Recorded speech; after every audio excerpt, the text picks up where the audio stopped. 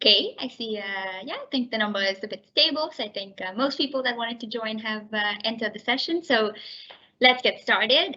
Before we start with today's session, I quickly want to go over again what the pre-departure weeks are. So the pre-departure weeks are a series of online events and sessions to help you, admitted students, prepare for your arrival in Utrecht. Keep in mind, if you are an exchange student, that not all of these sessions are relevant for you. So this session in particular might not be relevant for you. Other sessions that we host on student life and housing and things would be relevant. Yeah, keep an eye out for our emails to see what sessions are and are not relevant for you. If you are an incoming bachelor's or master's student, this session will be relevant for you. So starting off then with today's session, the structure of the session will go like this. We will first have a short presentation. During this presentation, you can ask any questions that you have using the chat function. So the Q&A function that you see on your screen, you can ask us questions that you have there, and we will try to answer as many questions as possible. Keep in mind, we might not be able to answer all of the questions you have. If you have questions which are extremely person specific, it would be better to send us those questions via email. And if you have questions about other topics such as housing or student life, keep an eye out for other sessions that we will do related to those topics. At the end of the presentation, we will also have a live Q&A. So we will pick out some of the questions that you have sent us in the chat and answer them live. So today's session is, of course, on travel document essentials, so about the MVV visa and residence permit. Before we start with the content of the presentation, I first want to make sure, of course, that this is the correct session for you to join. So a question that you need to ask yourself at this point, do you hold a nationality of one of these countries? Australia, Canada, Japan, Monaco, New Zealand, South Korea, the UK, or the USA? If the answer to that question is no, then this is the correct session for you. If the answer to the question is yes, then this is not the correct session for you. You can join us for the session that will be relevant for you tomorrow. You can send us an email to predeparture@uu.nl to register for that session. So make sure that if you are joining this session, you do not hold a nationality of one of these countries. Okay. Then let's get started.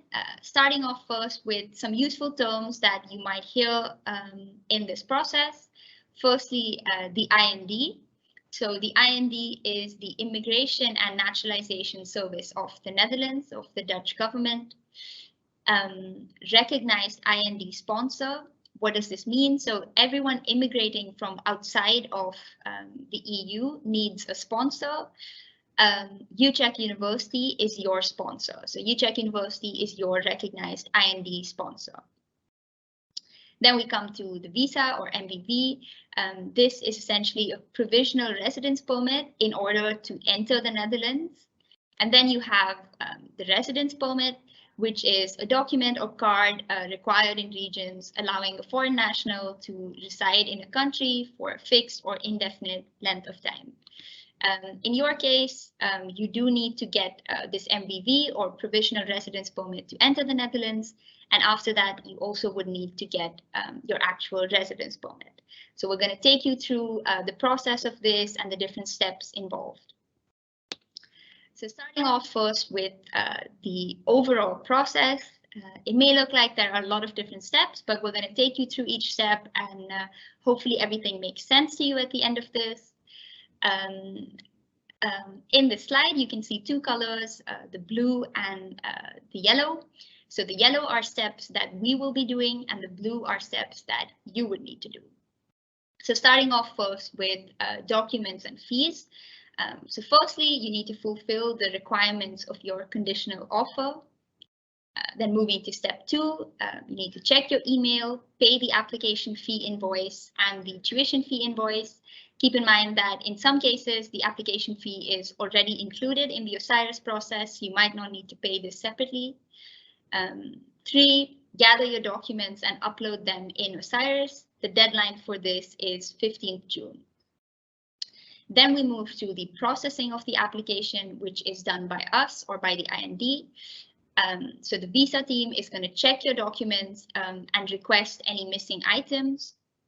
Step 5, the visa team will email if hard copies are required.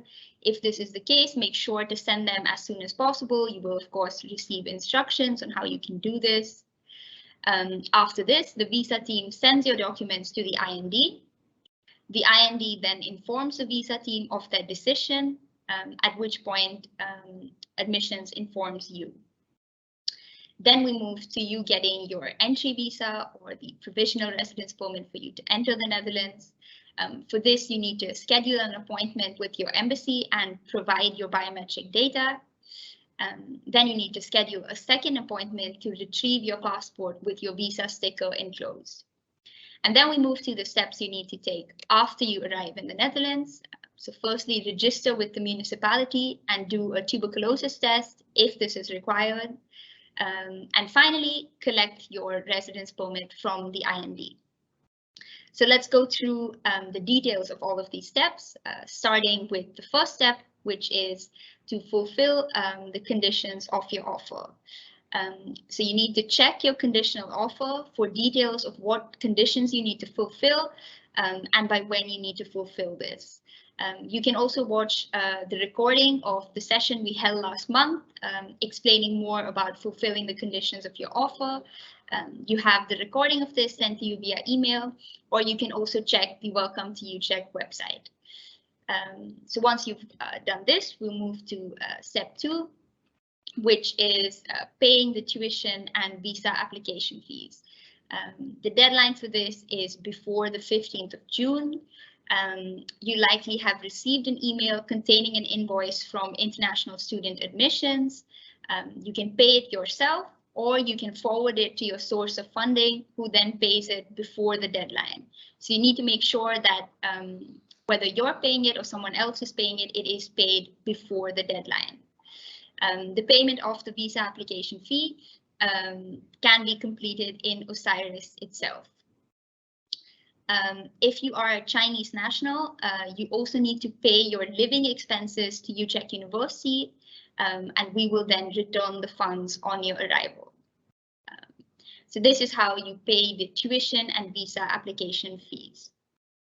Then we move to step 3, which is to gather all your documents and upload them in Osiris. So let's go through this step in detail so it's clear what documents you need to be uploading. So starting with a general overview of the required documents. Firstly, you need your passport copy. It needs to be valid until at least the 1st of March 2023. You need a filled in antecedent certificate. We'll explain this a bit in the next slide. You need a tuberculosis test declaration if applicable to your situation. You need a proof of insurance. You need your proof of financial means, which needs to be equal to at least 11,220 euros. You need to fulfill any remaining conditions, such as an English language test or certified hard copies of your diploma or transcript. And finally, if you are a Chinese national, you also require the NAFIC certificate. So this is an overview of the documents that you are required to upload in Osiris. We're now going to go through the details of some of these documents. So starting first with the antecedent certificate, you can download the certificate off our website or from within the Osiris online application. You need to fill in the document as well as sign it and then upload it back in Osiris. Keep in mind that digital signatures are not accepted by the IND, so it's really important that you print out the form, fill it out, sign it with an ink pen, and then scan it. So you cannot just do it online and sign it digitally because this is not accepted. Then we move to the TB test declaration. So TB stands for tuberculosis. Not all nationalities are required to submit this TB test declaration. So there is a long list of nationalities who are exempt from this requirement. You can find these exemptions online. When you fill out this form, there are a couple things that you need to keep in mind. So make sure that you check the yes box at 1.1. Make sure that your name and personal details match the details on your passport exactly. And the V number at 1.2 can be left blank. You can find these instructions online as well. And we will also send out the recording of this presentation if you want to use it while you are filling out your documents. Again, keep in mind here that digital signatures are not accepted by the IND. So again, you need to print out the form, fill it out, sign it with an ink pen, and then scan it. And moving to health insurance for non-EU students. So if you prefer to keep your current private health insurance, you need to make sure that it covers your entire stay in the Netherlands. And if so, that it also covers the Dutch tariffs. If you opt for the Aon Complete Plus insurance, this costs around 55 euros per month. Then this does meet all the conditions that are required. If you do not use the Aon Complete Plus insurance, we will only accept your insurance if it also provides coverage for all of the following conditions, regardless of whether you need them or not. So any pre-existing medical conditions, pre-existing psychological conditions, HIV or AIDS, medical costs for a minimum of 500,000 euros. Another thing to keep in mind is that if you take up a job while you are studying, you will need Dutch basic health insurance. This costs between 109 to 127 euros per month. And you could also be eligible for compensation from the Dutch government. You can find the details of this online, and you could also switch to a Dutch health insurance before you start working and before you get a job. Make sure as well that you always carry a proof of health insurance with you while you are in the Netherlands.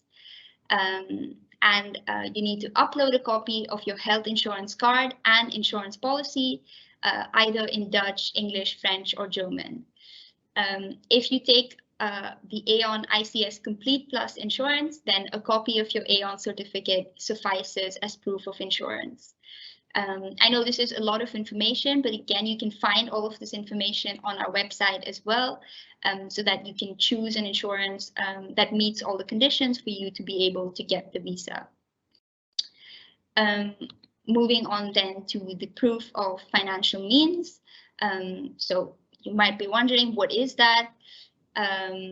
So that depends a bit on where your funding for your studies is coming from.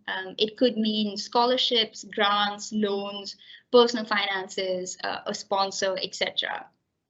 So what do you actually need to prove as this proof of financial means? You need to prove that you have the funds needed to cover at least the first 12 months of your study. The IND calculates average living expenses as 935 euros per month. So this means that you need 12 times 935, which comes up to 11,220 euros. So this is the amount that you need to show that you have as proof of financial means. For more information on this, again, you can go to our website, Welcome to Utrecht, and find more detailed information on the proof of financial means. Coming back to our overall process, we've now gone through steps 1, 2, and 3. We've looked at what documents you require, the details of these documents, and you will then upload them in Osiris. Again, the deadline for this is the 15th of June. Once this is done, we will then, of course, start with the processing of your application. So the visa team again checks your documents, requests any missing items. They email you if hard copies are required. In this case, you can send them as soon as possible. After this, the visa team will send your documents to the IND. The IND then processes it and informs the visa team of their decision. At this point, they will inform you of what the decision of the IND is. And then we move to the entry visa stage. So let's go through the different steps involved in that. So to get your entry visa, you first need to schedule an appointment with your embassy and provide your biometric data. So once you have received your approval letter from us, you can make an appointment at the Dutch embassy or consulate in your home country.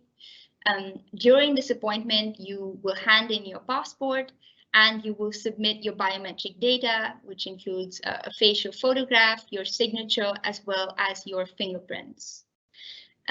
After this, you need to schedule a second appointment in order to retrieve your passport with your visa sticker enclosed.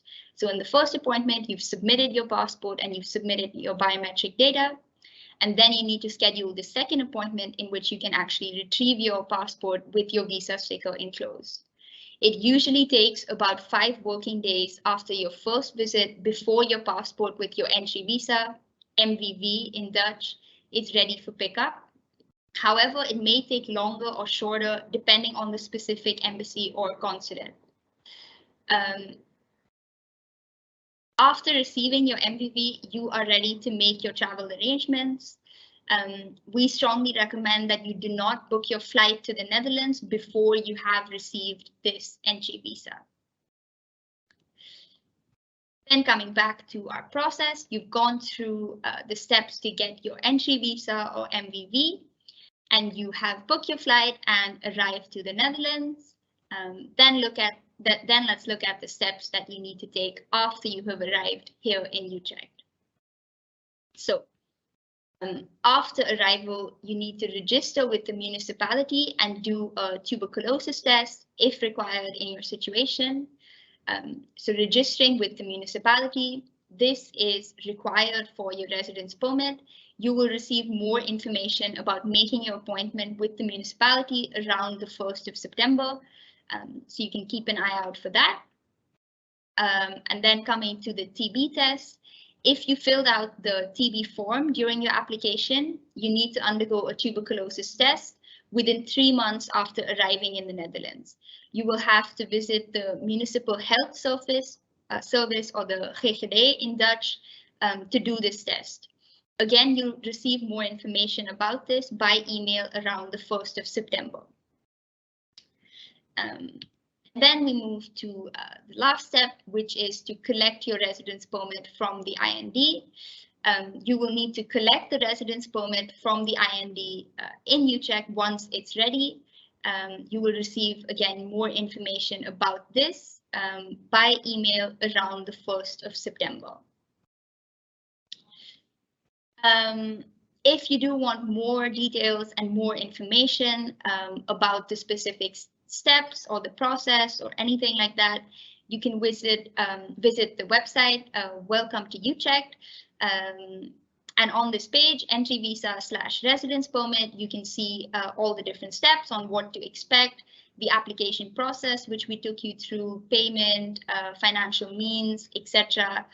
The details of all of these different documents, how you can fill it up, and more. So that brings us to the end of this presentation. We're now going to move to answering some of your questions. So let me open up the Q&A and see the questions that we have gotten so far. Okay. I am going to ask Anna Roos if she can join me in answering the questions. Let me see. Okay. I think Anna Roos has connectivity issues, but no worries, we will continue anyway. Let's start with the first question that we got. Are there some cases when the IND refused to provide an MVV or an entry visa to a student? So the answer to that question is that no. In our experience, this doesn't always happen. The reason for this is that students are always the reason that our students are always approved is because the visa office, of course, checks your application beforehand to make sure that your application meets all of the IND requirements. In the case that something is missing, the visa team does reach out to you to submit any missing documents before forwarding your application to the IND.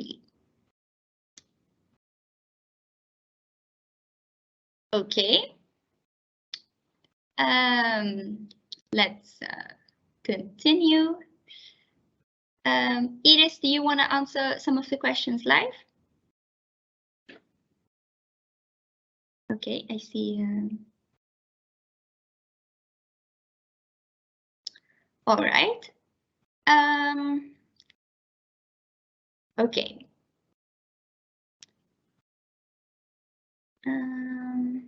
I see some more questions again about whether visa rejections are common for students. So hopefully the answer that I just provided answers that question as well. Visa rejections are uncommon, again, because the visa team is checking all of your documents beforehand to make sure that they do meet all the requirements. Moving to another question. Okay, see another question about the proof of financial means. Raghu asks, should I also show that I have sufficient funds to pay my second year tuition fee? The answer to that question is that this is not necessary. You only have to have sufficient funds for the first year of your stay in the Netherlands. This counts for your living expenses as well as the tuition fees. So the proof of financial means requirement only goes for the first 12 months of your study. So the amount that we showed on screen was indeed a calculation that the IND makes based on average living expenses for the first 12 months. And this is true for the tuition fee as well.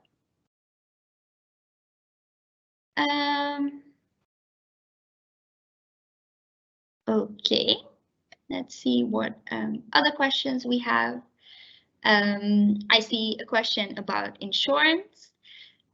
So what are the exact dates of the stay needed to be covered by the insurance? So the answer to that is that your insurance needs to cover at least the first 12 months of your stay. So from 019-2022 to 3108-2023. So hopefully that answers the question.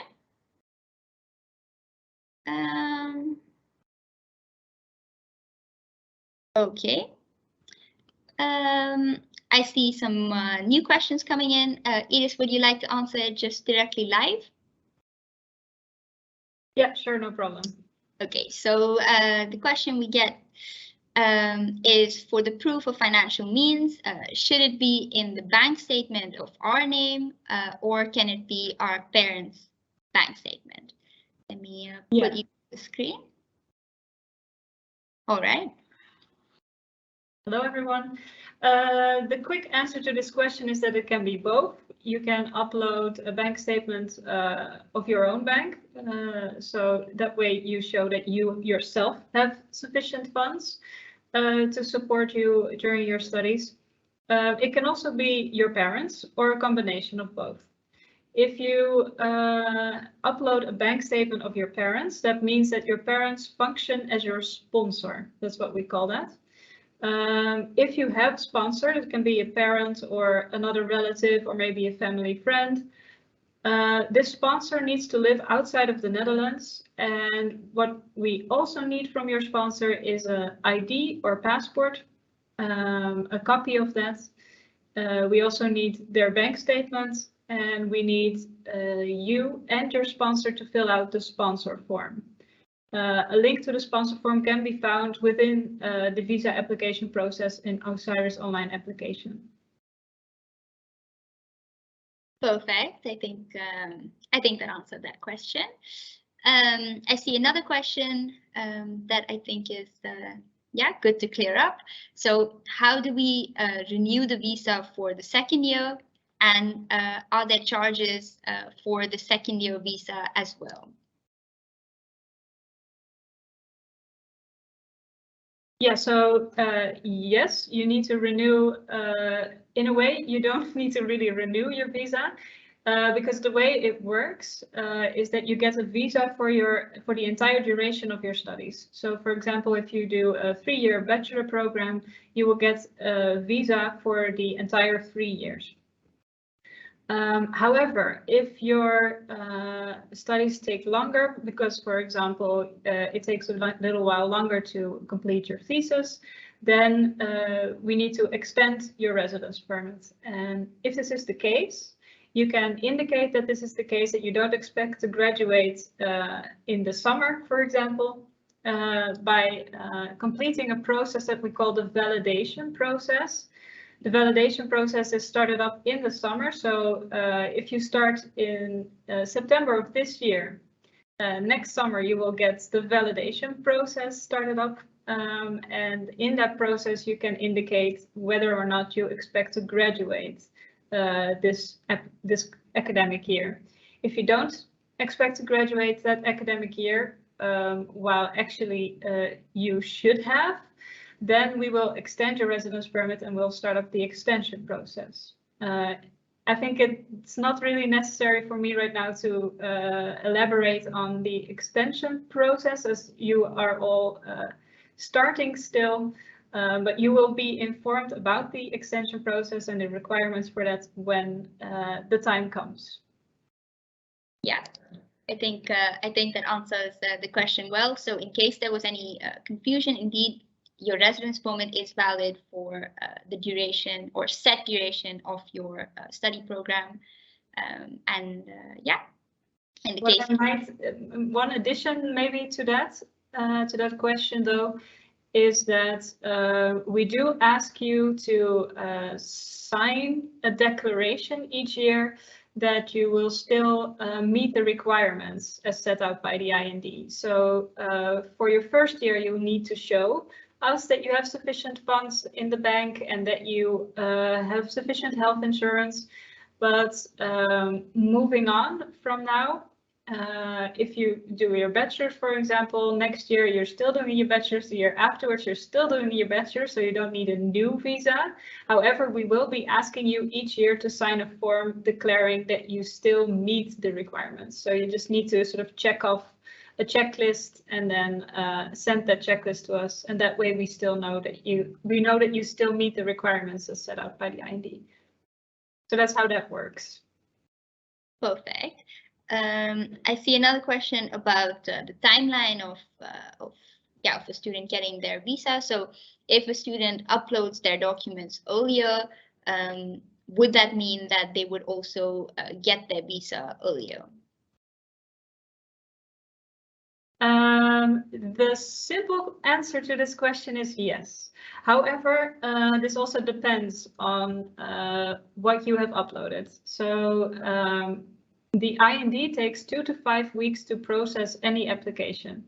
So that means that if you, for example, have filed your application with us on June 1st, so well ahead of the deadline, but for example, the documents that you've uploaded don't meet the IND requirements, and we have to go back and forth with you to make sure that you get the documents right. For example, you forgot to add a translation, or for example, you forgot to mention the end date of your studies on your sponsor form, to name a few things that might go wrong in your application. If we need to go back and forth a lot, it might take a while before your application is actually complete and before we can actually send it out to the IND. So the IND takes 2 to 5 weeks, and that 2 to 5 weeks starts as soon as your application is complete. So yes, the earlier you submit your application, the better. That's always the case. But also the earlier you submit a complete application, the better. That's the one side note I would like to make in this regard. But yeah, in general, the sooner you upload it, the better. Yes, I think I think that answers the question. Makes a lot of sense. Continuing with the timeline, since when would it be possible for a student to arrive in the Netherlands? Is that from the moment that they receive the entry visa or the MVV, or is it just before the September start? No, you can travel as soon as you receive your MVV. Yeah, I think the other way around might be more common, that, for example, due to a lockdown in your country, you might not be able to travel as soon as you get your MVV. And in that case, it might be good to know that you have 90 days from the moment your MVV is valid to travel into the Netherlands. Perfect. I see some more questions just generally related to specific situations in which perhaps a student would not be able to provide all the documents required by the June 15th deadline. What would you advise that they do in that case? To submit their application anyway, even though they don't have all the documents yet, or even if they think the documents might not be perfect, submit your application anyway so that you are in the pipeline. Perfect. Then let's see what other questions we have. I see some more questions about the second appointment in which a student would actually pick up their entry visa. Could you, maybe clarify a bit? So how does this work? Do they need to schedule the second appointment? Do they just get a notification that their passport is ready with their visa to be picked up? Yeah, the way I believe it works, it kind of differs per embassy or consulate, I have to say, because at some embassies, the MVV sticker is ready while you wait, essentially. So some embassies, you can hand out your passport and you wait, and the next day or the same day, they give you back the passport with the visa in it, with the MVV in it. So that might happen. In other cases, you get a notification from the embassy saying you can pick up your passport. Perfect. I think that clarifies those questions. I see another question about the proof of financial means. So, do the proof of financial means have to be in euros? No. The quick answer is no, they don't. They can be in any currency, so also your native currency. But please do keep in mind that we use that there's an exchange rate, of course. So we'll use a currency exchange rate website to see what your currency translates into euros. So that's how we'll determine if you indeed meet the IND requirements of having the equivalent of 11,220 euros.